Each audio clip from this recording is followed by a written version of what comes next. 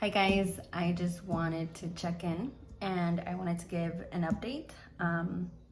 Doing YouTube is something that I've always wanted to do. I watch a lot of YouTube and I learn a lot through YouTube, so that's why I want to make YouTube videos, because I feel that I can help people out, and I would love to help people out. That's the biggest thing for me in life, helping others. So I wanted to check in and give a life update of why I haven't uploaded more videos about beauty. I know that that's been the largest views for me when I did my eyebrows and when I did a review for a beauty machine. I am sad to say that I paused the beauty. That's always been something that I've wanted to do, but I recently moved out of state. I moved back to Virginia, and I closed down what I had in Illinois for the beauty. So I'm coming back to my core, coming back to what I do, and that is insurance. So if I haven't mentioned it before, I've always done insurance. I do personal insurance, commercial insurance, life insurance. That's what I've always done since I was 15, 16 when I started working. I worked for my sister's insurance agency, and that's what I've done since. I eventually evolved in that and eventually opened my own agency, and that's what I've done for the past 10 plus years. I've been running my own insurance agency. And moving back to Virginia, where I have my office, where I started my business, I've come to realize that I have big opportunities in similar things within the financial customer service, helping families, protecting families. Now, beauty is still my passion. Beauty is still something I want to get back to. I still have everything from that business, but right now I'm going to hold it off and I'm going to focus on helping people in another way. So I'm excited to share that I am now going to be a real estate agent. So when I moved back, it was in my mind. I had it set that I wanted to try something new. I didn't want to just do insurance. Don't get me wrong, I love doing insurance, but it's the same thing. I'm in the office and I'm always working on the computer. I want to do something where I'm moving around, where I'm doing things. So my brother is a realtor, and he motivated me to get my license. So that's what I did.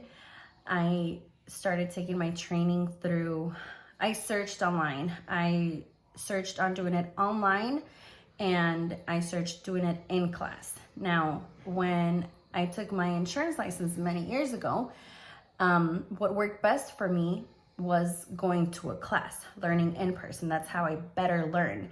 The best way I learn is somebody talking to me and telling me.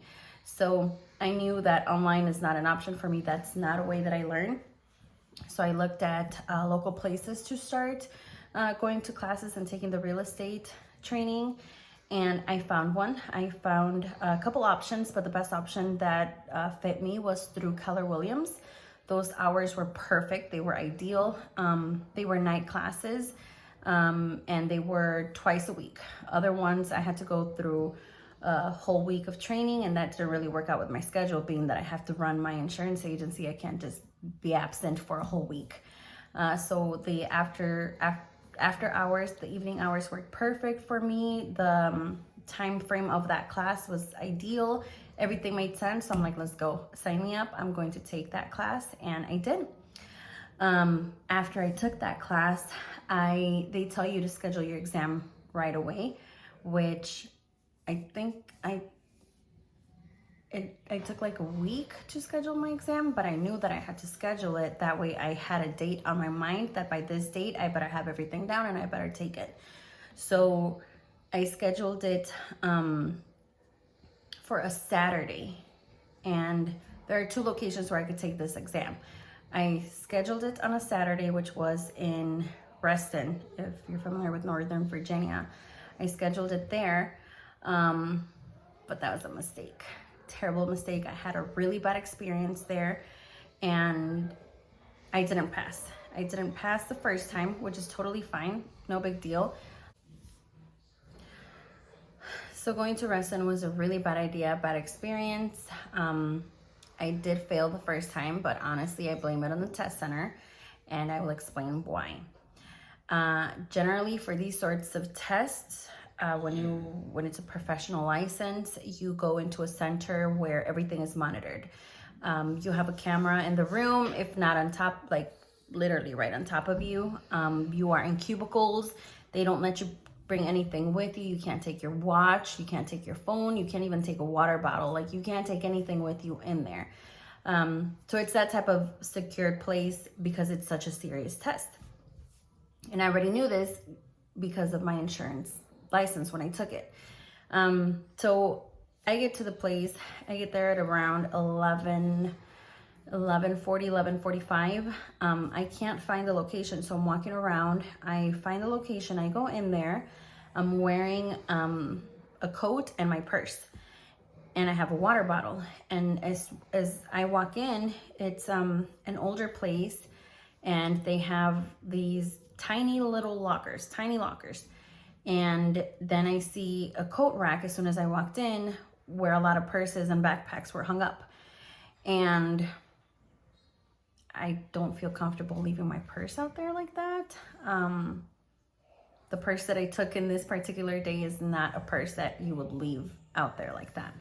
So in my mind, I'm like, I'm going to lock it up. Everything's going to be fine. But those lockers were so tiny that I went back to my car and I put my purse in my car, and then I came back. Now, when I was in there, there was a line of 3 people in front of me. So I'm like, I have enough time. I'm going to go put it back in my car and I'm going to be back.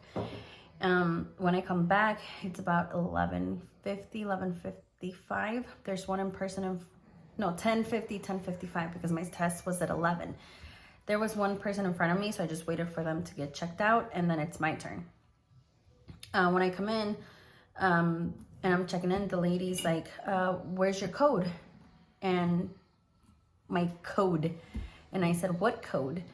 And she said, check your email. You should have gotten a code. And I'm checking my email, and I'm like, do you mean a confirmation number? She's like, no, there's a code. And I'm searching, and I tell her, I don't have a code. I only have a confirmation number. And she says, let me see. So I showed her my phone, and there's no code, just a confirmation. And she says, oh, you're taking a PSI exam. You were supposed to be here much earlier. Your test starts at 11. And I said, well, I was here earlier, but there was a line in front of me. And she says, I'm going to let you start this time, but you need to be here earlier. So at this point, I'm like, whatever. I'm just going to take my test, and I'm going to get out of here. So she takes me back, and in this room, there's about 4 other people as I walk in and I take my test. I'm in a cubicle. There's a camera in the corner, and there's other people in there taking their own test. As I'm doing my test, these people are finishing their test, so then they exit the room. All of a sudden, my test stops. And these tests are timed. You have a certain amount of time to finish the portion of the test. There are 2 portions, the national and the state. I was in the first portion, the national, and I'm about 5 questions to be done. And my test just stops. Then it says the proctor has paused your exam. And I tell the lady, it says you paused my exam. Can you resume it so I can finish? And she says, oh yeah, I paused it because I just paused it. And then she goes on the computer and says, I'm going to move you. And then we go into a different room, and there's other test takers there. So I'm thinking she moved me because I was the last one in that room, and maybe she wanted to clean it. I don't know. But her pausing my exam fucked up my concentration. So here I go to another room. I have to re-sign in and continue the test. So that's one thing that shouldn't have happened. And then while I'm taking this test again in the other room, I have earbuds, and I could hear this woman at the reception. I could hear her arguing or talking. I couldn't really tell what type of conversation was going on because I had earbuds, but I could hear chatter. That's another thing. You shouldn't have that at a test center, especially when it's that secured. It should be all silent and to let you concentrate. So I didn't pass it. I was 2 questions off to pass it. You have to get, I don't remember here. I actually have the paperwork here. You have to have 56 to pass the exam. I got 54. So I was 2 questions off to pass the exam. And I really do blame it on that test center. That test center sucked. It was terrible. I don't recommend it. So the next time that I took the test, I scheduled it, that was a Saturday. I scheduled it for a Thursday. I remember. I scheduled it for the next week. So that should have given me enough time to study. This time I scheduled it in Vienna, which is a different test center, which is a much better test center. I 100% recommend that area. Super clean, super friendly. Everybody was really nice. As soon as I walked in, they give you a number. And this time they didn't have lockers, but they had bags where you put all your belongings, and then they lock the bag with a little padlock. So you're carrying it with you, but it's locked, it's secured. You can't get in there unless they unlock it. But this test center was so much better, so much better. Everything was quiet. Of course, everything is monitored, but it was an actual test center. It was really nice. So the concentration and everything was great there, and I passed it. So I did pass it on the next try.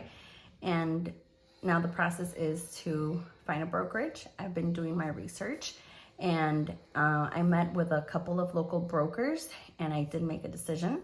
I'll get into that later on, but for now I just wanted to catch up and just, share my good, happy news that I am now going to be a real estate agent along with being an insurance agent. So I'm really excited. I hope that I can help a lot of people. I've bought a home twice now, and I've loved the process. I understand the process, and I understand the excitement of buying a home, and I want to help other people because I also know how stressful it is, and I know that a lot of people feel that they can't buy a home, but you can. Everything is possible in this life. Everything is possible. So I want to be able to help families. I want to be able to help young people. I want to just help the community, and it's going to be going hand in hand with what I already do, protecting families, ensuring their assets, and making sure that they are protected in case that something major happens. So I just wanted to share the news, my life update, that I am no longer doing beauty. Now focusing for now in the professional, continuing my insurance agency, and now I'm going to be a realtor. So I'm really excited. That's all I can say for now. And I'm still waiting for my license. It's going to be a process, and it's the holiday season, so it's going to take a little bit longer, but one step forward every day, and I'm ready to roll. So thank you guys for watching, and I do plan on sharing my journey. I do plan on continuing these type of videos. I would like to do like day in the life type of thing. So yeah, I hope that this video motivates somebody to follow their passion or start trying new things. It's never too late. So don't think, hey, I'm this age, so I can't do it, or oh, I'll get to it next year. I'll get to it when I have time. No, the time is now. And guess what? If you want something done, it's not just going to happen. You have to make it happen. So start step by step, one move after another, and you will get there. So thank you for watching. And if you have any recommendations, any tips for new realtors, please leave a comment, and I would love to read it. Follow me along.